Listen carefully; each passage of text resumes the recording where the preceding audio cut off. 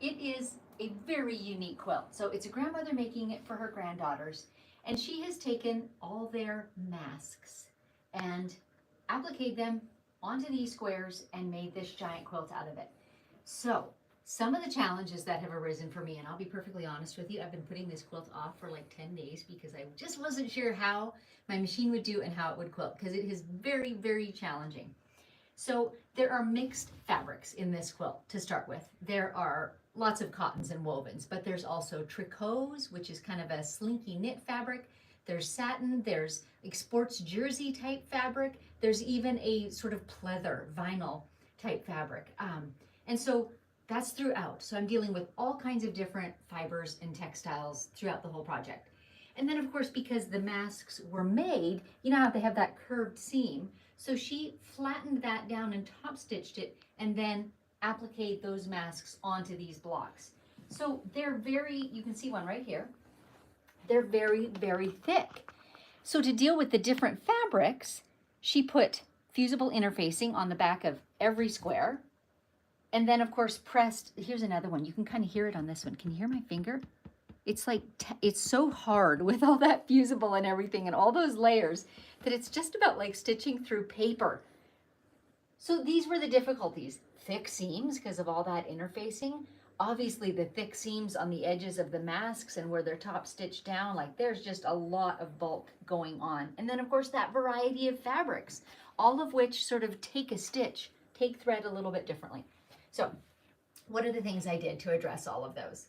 To begin with, thank you to Patty, who made the quilt, for doing such a neat job of the construction. So everything is square and flat, and everything is really well pressed. So that I was grateful for, because that really helps. I at least didn't have to deal with trying to manhandle the whole quilt. But I thought of, okay, what needle shall I use because of the thickness? And I actually opted to go with my usual 90-14 kind of universal and mid-sized needle, because I thought if I use a large needle and if it pokes holes through all that interfacing, and if I have stitch tension issues and I have to do any undoing, that's going to really show. So I opted to go for my typical needle, and that's been doing okay. As you can see, I'm almost to the end of the quilt. Then too, I'm slowing down, way down, like probably half speed.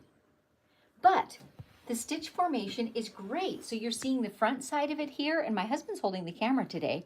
So he's going to walk around in a moment and actually show you the backing of the quilt, and you'll see how perfectly the tension is coming out. I'm so, so pleased. But I am also on purpose stitching over some of these thickest areas. That's what keeps them laying down flat when the quilt is all done. So I chose a design that lends itself to ease of quilting, right? Because there's actually no corners and stopping in this design. It's just continuous curves and loops.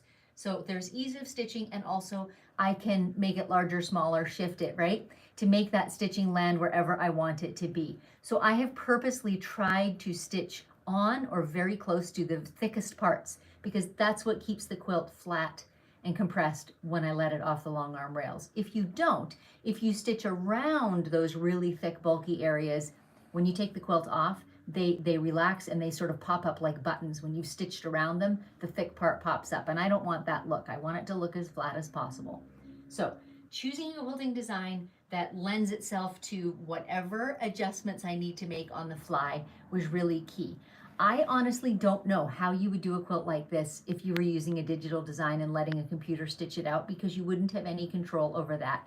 I think you would probably have to do it at a way low speed, the lowest common denominator, right? So even as I was stitching, I mentioned I'm probably 30 or 40% less than my typical speed, but even still, at certain seam areas, I just slowed it right down to a stitch, stitch, stitch, stitch through it, much like you would do your sewing machine if you were maybe sewing over a denim flat felled seam or something, right? You would just one stitch at a time and help your machine. Because honestly, I'm asking a really hard thing of the needle and the machine, to manage the thickness, to manage the thicks and thins because of the different fabrics and the seams, and then also to work on all those different types of fibers. I mean, sometimes when we adjust our tension, we'll be like, okay, I'm working on a batik today, so I need to do this, this tweak. I get a good tension, I'm good to go. But in this case, it's changing. Every 5-inch block, it can change from the one before. So this is kind of a little brag on my BERNINA, because honestly, it has been a champ. This quilt is not tiny, it's 70 by 85. I'm almost to the bottom, and I've had one thread break and one episode of a few skipped stitches that I had to go back and undo, and that's it. And frankly, that's nothing short of a miracle.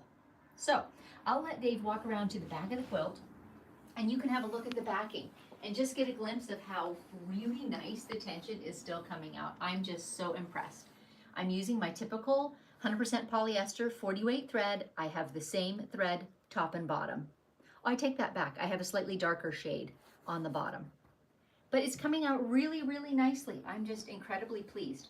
So that's my challenging quilt for the day. Who knows what you may be quilting on this week or next month, but maybe you'll face some of these challenges too, and I hope this will help you resolve some of them.